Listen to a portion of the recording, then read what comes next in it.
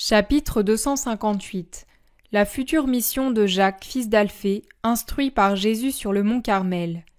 Le 20 août 1945. C'est la même heure, mais le lendemain. Jacques est encore retiré dans la fente de la montagne. Il est assis, tout pelotonné, la tête penchée presque jusqu'aux genoux qui sont levés et qu'il tient avec ses bras. Il médite profondément ou il dort. Je ne m'en rends pas bien compte. Il est certainement insensible à ce qui se passe autour de lui, c'est-à-dire au combat de deux gros oiseaux qui, pour une raison ou une autre, se battent férocement dans le petit pré.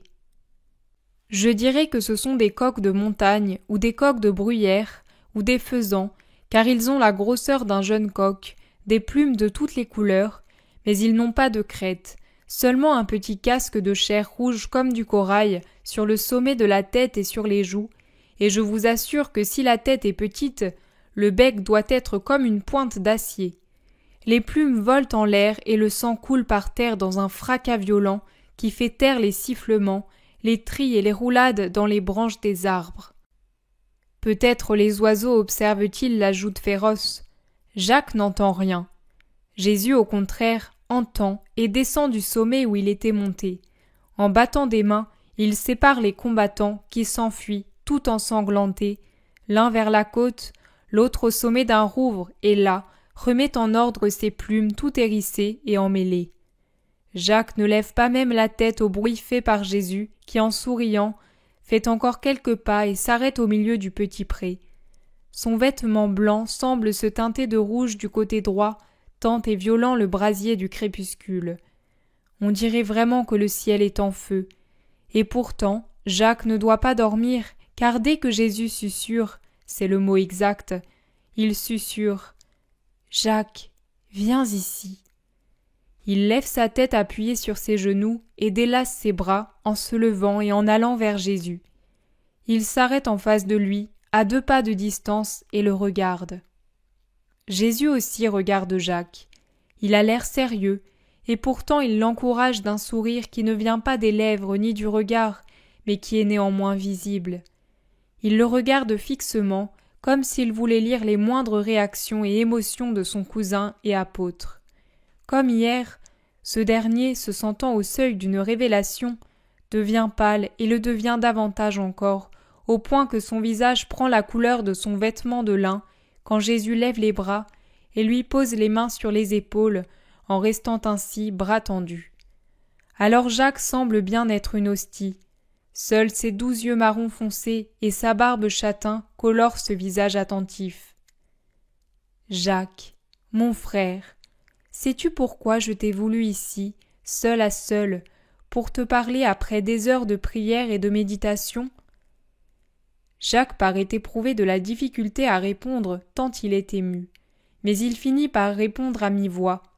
« Pour me donner une instruction spéciale, soit pour l'avenir, soit parce que je suis le plus incapable de tous. Je t'en remercie dès maintenant, même s'il s'agit d'un reproche. Mais crois-moi, Maître et Seigneur, si je suis lent et incapable, c'est par manque de moyens, non par mauvaise volonté. Ce n'est pas un reproche, mais une instruction, oui, pour le temps où je ne serai plus avec vous. Dans ton cœur, pendant ces mois, tu as beaucoup pensé à ce que je t'ai dit un jour au pied de cette montagne, quand je t'ai promis de venir ici avec toi, non seulement pour parler du prophète Élie et pour regarder la mer qui resplendit là-bas à l'infini, mais pour te parler d'une autre mer, encore plus grande, plus changeante, plus traîtresse que cette mer-ci qui paraît être aujourd'hui le plus tranquille des bassins et qui dans quelques heures peut-être engloutira navires et hommes par sa faim vorace. Et tu n'as jamais dissocié la pensée de ce que je t'ai dit à cette époque de celle que la venue ici avait rapport à ton futur destin. Si bien que tu pâlis maintenant de plus en plus, en voyant que c'est un lourd destin qui t'attend, un héritage d'une responsabilité telle qu'elle ferait trembler un héros, une responsabilité et une mission qu'il faut exécuter avec toute la sainteté possible à un homme pour ne pas décevoir la volonté de Dieu. N'aie pas peur, Jacques, je ne veux pas ta perte, car si je te destine à cela, c'est signe que je sais que tu en retireras non pas quelque dommage, mais une gloire surnaturelle. Écoute-moi, Jacques. Fais en toi la paix par un bel acte d'abandon à moi, pour pouvoir entendre et te rappeler mes paroles. Jamais plus nous ne serons ainsi seuls et l'esprit préparé à nous comprendre. Je m'en irai un jour, comme tous les hommes qui séjournent un certain temps sur terre. Mon séjour cessera d'une manière différente de celui des hommes, mais il faudra qu'il cesse, et vous ne m'aurez plus à vos côtés autrement que par mon esprit, qui, je vous en donne l'assurance, ne vous abandonnera jamais. Quant à moi, je m'en irai, après vous avoir donné tout le nécessaire pour faire progresser ma doctrine dans le monde, après avoir accompli le sacrifice et vous avoir obtenu la grâce. Par elle et par le feu sapientiel et septiforme, vous pourrez faire ce dont la seule idée vous paraîtrait aujourd'hui folie et présomption. Je m'en irai et vous resterez. Et le monde qui n'a pas compris le Christ ne comprendra pas les apôtres du Christ. Aussi serez-vous persécutés et dispersés comme les gens les plus dangereux pour le bien-être d'Israël. Mais puisque vous êtes mes disciples, vous devez vous réjouir de subir les mêmes afflictions que votre maître. Je t'ai dit un jour de Nisan, tu seras celui qui reste des prophètes du Seigneur. Ta mère, par une intuition spirituelle, a presque compris le sens de ces paroles. Mais avant qu'elles ne se vérifient pour mes apôtres, en ce qui te concerne, elles se seront vérifiées. Jacques, tous seront dispersés, sauf toi, et cela jusqu'à ce que Dieu t'appelle au ciel. Tu resteras au poste auquel Dieu t'aura élu par la bouche de tes frères, toi qui descends de la race royale, dans la cité royale, pour élever mon sceptre et parler du vrai roi. Roi d'Israël et du monde selon une royauté sublime que personne ne comprend, excepté ceux auxquels elle a été révélée. Ce sera des temps où il te faudra une force, une constance, une patience, une sagacité sans limite. Tu devras te montrer juste avec charité et avoir une foi simple et pure comme celle d'un enfant, et en même temps érudite en vrai maître, pour soutenir la foi assaillie dans tant de cœurs et par tant de choses contraires. Il te faudra aussi réfuter les erreurs des faux chrétiens et les subtilités doctrinales du vieil Israël. Car s'il est aveugle dès maintenant, il le sera plus que jamais après avoir tué la lumière, et il déformera les paroles prophétiques et jusqu'au commandement du Père de qui je procède, pour se persuader lui-même et se donner ainsi la paix, et pour persuader le monde que ce n'était pas moi qu'annonçaient les patriarches et les prophètes. On prétendra au contraire que je n'étais qu'un pauvre homme, un utopiste, un fou pour les meilleurs, un hérétique possédé pour les moins bons du vieil Israël. Je te prie d'être alors un autre moi-même. Non, ce n'est pas impossible, ce ne l'est pas. Tu devras garder présent à l'esprit ton Jésus, ses actes, sa parole, ses œuvres, comme si tu t'adaptais à la forme d'argile dont se servent les fondeurs pour donner une empreinte au métal. Tu devras te couler en moi. Je serai toujours présent, si présent et vivant pour vous, mes fidèles, que vous pourrez vous unir à moi, devenir un autre moi-même. Il suffit de le vouloir. Mais toi qui as été avec moi dès la plus tendre enfance et qui as eu la nourriture de la sagesse par les mains de Marie avant de l'avoir par les miennes, toi qui es le neveu de l'homme le plus juste qu'ait eu Israël, tu dois être un Christ parfait. Je ne peux pas, Seigneur. Confie cette charge à mon frère. Confie-la à Jean. Confie-la à Simon-Pierre, à l'autre Simon. Mais pas à moi, Seigneur. Pourquoi à moi? Qu'ai-je fait pour la mériter? Tu ne vois pas que je suis un bien pauvre homme qui ne peut qu'une seule chose, t'aimer beaucoup et croire fermement à tout ce que tu dis? Jude a un caractère trop entier. Il ira très bien là où il s'agit d'abattre le paganisme. Pas ici où il faudra amener au christianisme des gens qui, étant déjà le peuple de Dieu, se croient absolument dans la bonne voie. Pas ici où il faudra convaincre tous ceux qui, bien que croyant en moi, seront déçus par le déroulement des événements.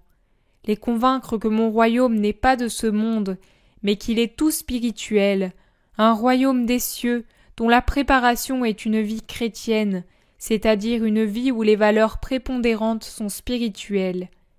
La conviction s'obtient par une ferme douceur. Malheur à celui qui sautera à la gorge des gens pour les persuader. Les personnes agressées diront « oui » sur le moment pour se dégager de l'étreinte, mais ensuite elles s'enfuiront sans se retourner, sans plus vouloir accepter de discuter s'il ne s'agit pas de pervers mais seulement de fourvoyés. Elles fuiront pour aller s'armer et donner la mort à ceux qui veulent les convaincre de doctrines différentes des leurs s'il s'agit de pervers ou seulement de fanatiques. Or, tu seras entouré de fanatiques, chez les chrétiens comme chez les juifs. Les premiers attendront de toi des actes de violence, ou du moins la permission de les accomplir, car le vieil Israël, avec ses intransigeances et ses restrictions, agitera encore en eux sa queue vénéneuse. Les seconds marcheront contre toi, et les autres, comme dans une guerre sainte, pour défendre l'ancienne foi, ses symboles, ses cérémonies. Et tu seras au milieu de cette mer en tempête. Tel est le sort des chefs, et tu seras le chef de ceux qui seront dans la Jérusalem christianisée par ton Jésus. Tu devras savoir aimer parfaitement pour pouvoir être chef saintement. Ce ne sont pas les armes et les anathèmes, mais ton cœur que tu devras opposer aux armes et aux anathèmes des Juifs. Ne te permets jamais d'imiter les pharisiens en considérant les païens comme du fumier. C'est aussi pour eux que je suis venu, parce que, en vérité, l'anéantissement de Dieu en une chair mortelle aurait été disproportionné pour le seul Israël. S'il est vrai que mon amour m'aurait fait m'incarner avec joie, même pour le salut d'une seule âme, la justice qui fait partie de Dieu elle aussi, impose que l'infini s'anéantisse pour une infinité, le genre humain. Tu devras aussi être doux avec eux pour ne pas les éloigner, te bornant à être inébranlable dans la doctrine, mais compréhensif pour les autres formes de vie qui ne sont pas semblables aux nôtres, et toutes matérielles, mais sans nuire à l'âme. Tu auras beaucoup à combattre avec les frères pour cela, parce qu'Israël est enveloppé de pratiques, toutes extérieures, toutes inutiles parce qu'elles ne changent pas l'âme. Toi, au contraire, soucie-toi uniquement de l'âme, et enseigne aux autres à en faire autant. N'exige pas que les païens changent aussitôt leurs habitudes. Toi aussi tu ne changeras pas les tiennes d'un seul coup. Ne reste pas ancré à ton écueil, car pour recueillir en mer les épaves et les amener au chantier pour les reformer à une nouvelle vie, il faut naviguer et ne pas rester sur place. Or tu dois aller à la recherche des épaves. Il y en a dans le paganisme, mais aussi en Israël. Au bout de la mer immense, il y a Dieu qui ouvre ses bras à toutes ses créatures, qu'elles soient riches de leur origine sainte comme les Juifs, ou bien pauvres parce que païennes. J'ai dit, vous aimerez votre prochain. Le prochain ce n'est pas seulement le parent ou le compatriote. L'homme du Grand Nord dont vous ne connaissez pas l'aspect est aussi votre prochain, tout comme celui qui à cette heure regarde une aurore dans des pays qui vous sont inconnus, parcourt les neiges des chaînes fabuleuses de l'Asie, ou boit à un fleuve qui s'ouvre un lit au milieu des forêts inconnues du centre de l'Afrique. Et s'il venait à toi un adorateur du soleil, ou un homme qui a pour Dieu le crocodile vorace, ou quelqu'un qui se croit le sage réincarné et qui a su entrevoir la vérité, mais sans en atteindre la perfection ni la donner comme salut à ses fidèles, ou encore un habitant, dégoûté de Rome ou d'Athènes, qui vient te demander la connaissance de Dieu, tu ne peux pas et ne dois pas leur dire « Je vous chasse, car ce serait une profanation de vous amener à Dieu. » Garde présent à l'esprit qu'eux ne savent pas, alors qu'Israël sait. Et pourtant, en vérité, beaucoup en Israël sont et seront plus idolâtres et plus cruels que l'idolâtre le plus barbare qui soit au monde. Ce n'est pas à telle ou telle idole qu'ils sacrifieront des victimes humaines, mais à eux-mêmes, à leur orgueil, avide de sang, après qu'en eux se sera allumée une soif inextinguible qui durera jusqu'à la fin des siècles. Seul le fait de boire de nouveau et avec foi ce qui a allumé cette soif atroce pourrait l'éteindre. Mais alors ce sera aussi la fin du monde, car les derniers à dire « Nous croyons que tu es Dieu et Messie » seront les Juifs, malgré toutes les preuves que j'ai données et que je donnerai de ma divinité. Tu seras vigilant et attentif à ce que la foi des chrétiens ne soit pas vaine. Elle serait vaine si elle n'était que paroles ou pratiques hypocrites. C'est l'esprit qui vivifie. L'esprit fait défaut dans la pratique machinale ou pharisaïque, qui n'est qu'une foi feinte et non pas la vraie foi. À quoi servirait à l'homme de chanter des louanges à Dieu dans l'assemblée des fidèles, si ensuite toute sa conduite est une insulte à Dieu, qui ne se rend pas le jouet du fidèle, mais dans sa paternité, garde toujours ses prérogatives de Dieu et de roi? Sois vigilant et attentif à ce que personne ne prenne une place qui n'est pas la sienne. Dieu vous donnera la lumière selon votre situation. Dieu ne vous fera pas manquer de lumière, à moins que la grâce ne se trouve éteinte en vous par le péché. Beaucoup aimeront s'entendre appeler maître. Or il n'y a qu'un seul maître, celui qui te parle, et une seule maîtresse, l'Église qui le perpétue. Dans l'Église seront maîtres ceux qui seront consacrés par une charge spéciale à l'enseignement. Il y aura néanmoins des fidèles qui, par la volonté de Dieu et leur sainteté personnelle, c'est-à-dire par leur bonne volonté, seront pris par le tourbillon de la sagesse et parleront. Il y en aura d'autres qui, sans être sages par eux-mêmes, mais comme de dociles instruments entre les mains de l'artisan, parleront au nom de l'artisan, en répétant comme de braves enfants ce que le Père leur inspire, même sans comprendre toute la portée de leurs paroles. Il y en aura enfin qui parleront comme s'ils étaient des maîtres, et avec un don d'orateur qui séduira les simples, mais qui seront orgueilleux, durs de cœur, jaloux, irascibles, menteurs et luxurieux. Je te dis donc de recueillir les paroles des hommes sages dans le Seigneur et des sublimes petits-enfants de l'Esprit Saint, en les aidant même à comprendre la profondeur des divines paroles. Car même s'ils sont porteurs de la divine voix, vous, mes apôtres, serez toujours les enseignants de mon Église, et vous devez venir en aide à ceux qui sont surnaturellement épuisés par l'extasiante et lourde richesse que Dieu a déposée en eux, pour qu'ils la transmettent à leurs frères. De la même manière, je te dis, repousse les paroles mensongères des faux prophètes, dont la vie n'est pas conforme à ma doctrine.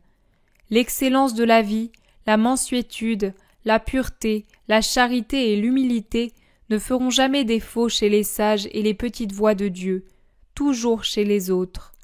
Sois vigilant et attentif à ce qu'il n'y ait ni jalousie ni calomnie dans l'assemblée des fidèles, ni ressentiment, ni esprit de vengeance. Sois vigilant et attentif à ce que la chair ne prenne pas le dessus sur l'esprit. Celui dont l'esprit ne domine pas la chair ne pourrait supporter les persécutions.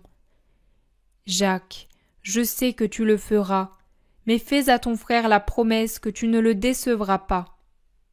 Mais Seigneur, Seigneur, je n'ai qu'une peur, c'est de ne pas en être capable. Mon Seigneur, je t'en prie, confie cette charge à un autre. Non, je ne peux pas. Simon, fils de Jonas, t'aime et tu l'aimes. Simon, fils de Jonas, n'est pas Jacques, descendant de David. Jean, l'ange instruit, fais-en ton serviteur pour cela. Non, je ne peux pas. Ni Simon ni Jean ne possèdent ce rien qui compte pourtant beaucoup auprès des hommes, la parenté. Tu es mon parent. Après m'avoir méconnu, la meilleure partie d'Israël cherchera à obtenir le pardon auprès de Dieu et auprès d'elle-même, en cherchant à connaître le Seigneur qu'ils auront maudit à l'heure de Satan. Il leur paraîtra avoir obtenu ce pardon, et par conséquent la force de prendre mon chemin, s'il y a à ma place quelqu'un de mon sang. Jacques, sur cette montagne se sont accomplies de bien grandes choses. Ici, le feu de Dieu consuma non seulement l'holocauste, le bois, les pierres, mais aussi la poussière et jusqu'à l'eau qui était dans le fossé. Jacques, crois-tu que Dieu ne puisse refaire la même chose en allumant et en consumant tout ce qu'il y a de matériel dans l'homme Jacques pour le transformer en un Jacques feu de Dieu? Nous avons parlé pendant que le crépuscule a rendu de flammes jusqu'à nos vêtements. Crois-tu que le char qui emporta Élie ait été plus ou moins resplendissant? Beaucoup plus resplendissant, parce qu'il était fait de feu céleste. Alors imagine ce que deviendra le cœur quand il sera devenu feu, parce qu'il aura Dieu en lui, car Dieu veut qu'il perpétue son Verbe dans la prédication de la nouvelle du salut. Mais toi, le Verbe de Dieu, le Verbe éternel, pourquoi ne restes-tu pas? Parce que je suis Verbe et chair, comme Verbe, je dois instruire, et comme chair, racheter. Ô mon Jésus, mais comment rachèteras-tu? À la rencontre de quoi vas-tu? Jacques, rappelle-toi les prophètes. Mais leurs paroles ne sont-elles pas allégoriques? Peux-tu, toi, le Verbe de Dieu, être maltraité par les hommes? Ne veulent-ils pas dire que c'est ta divinité qui sera martyrisée, ta perfection, mais rien de plus que cela? Ma mère se fait du souci pour Jude et moi, mais moi, pour toi et pour Marie, et puis aussi pour nous qui sommes si faibles. Jésus, Jésus, si l'homme triomphait de toi, ne crois-tu pas que beaucoup d'entre nous te croiraient coupable et s'éloigneraient, déçus par toi? J'en suis sûr. Il y aura un bouleversement dans toutes les couches de mes disciples. Mais ensuite la paix reviendra. Mieux, il se produira une cohésion des parties les meilleures sur lesquelles, après mon sacrifice et mon triomphe, viendra l'esprit de force et de sagesse, l'esprit divin. Jésus, pour que je ne fléchisse pas et que je ne sois pas scandalisé à cette heure redoutable, dis-moi, que vont-ils te faire? Tu me demandes beaucoup. Dis-le-moi, Seigneur. Ce sera pour toi un tourment de le savoir précisément. Peu importe, au nom de cet amour qui nous a unis. Il ne faut pas que cela se sache. Dis-le-moi, et puis fais-m'en perdre le souvenir jusqu'à l'heure où cela devra s'accomplir. Alors remets-le-moi en mémoire, ainsi que cette heure-ci. Comme cela, je ne me scandaliserai de rien, et je ne deviendrai pas ton ennemi au fond de mon cœur. Cela ne servira à rien, car toi aussi tu céderas à la bourrasque. Dis-le-moi, Seigneur. Je serai accusé, trahi, pris, torturé, soumise à la mort de la croix. Oh non! Non!